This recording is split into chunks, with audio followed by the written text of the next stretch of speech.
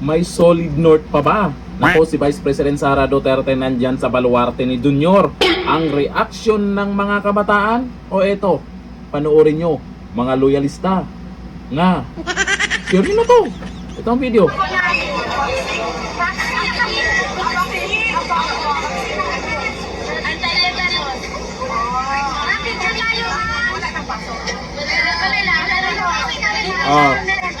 Ayan, kakapos lang po yan ni Boss Dada. Na kung saan, ang sinabi po ni Boss Dada dyan, hindi na po solid ang North. Tinabla na nila si BBM.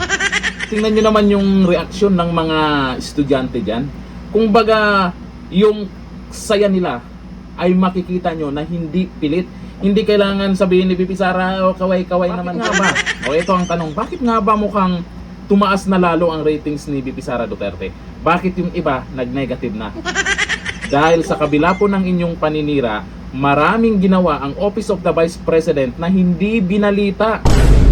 Oo, hindi po ito binalita. Pero, andyan po si Mukha Uson Vlog na kung saan iniisa-isa niya ang mga nagawa ni BP Sara na kung saan tahimik lang, kahit maliit ang budget, pero kahit yung kasulok-sulukan ng Pilipinas na hindi naaabot ng mga buhaya, yung mga nagkukunwaring magbibigay ng 5 kilong bigas, 5,000 piso, yung mga ganon, yung mga nagbibigay na karaan bago mag-eleksyon. Ito si BP Sara Duterte. Ito pala yung mga nagawa niya.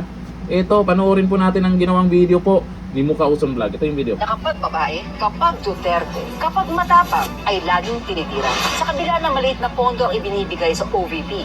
At habang abala ang iba sa political drama at panggigipit, tignan natin ang nagawa ng OVP ni VP Inday Sara Duterte sa pagtatapos ng 2025. 875,176 commuters ang natulungan ng libreng sakay. Hindi press release. Bilang yan mula Enero hanggang Oktubre 2025.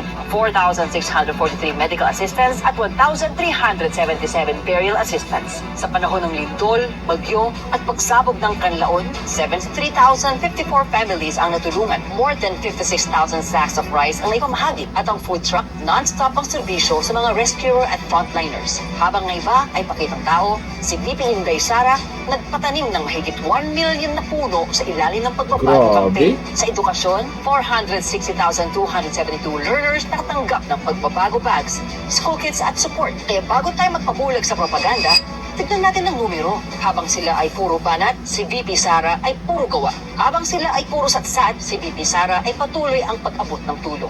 Habang sila walang ginawa kundi bawasan ang budget ng OVP, patuloy pa rin ang serbisyo na may resulta. Ito ang hindi nila kaya itago. Facts, Correct. output, serbisyo, at isang babaeng hindi umatras kahit kulang ang pondo. Ito ang leader na may gawa, hindi ngawa. Ako si Mukha Uson, ang boses ng ordinaryong Pilipino.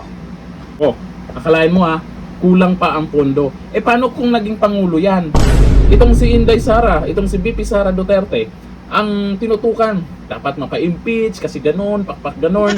Naku po. Itong video na to, ay mukhang hindi ko po nakikita ito sa ibang media. Sa bagay, marami pong nag-share po sa video na yan ni Mukha Uson Vlog at nasa Office of the Vice President page din po yung video na yan, yung mga nagawa po nila.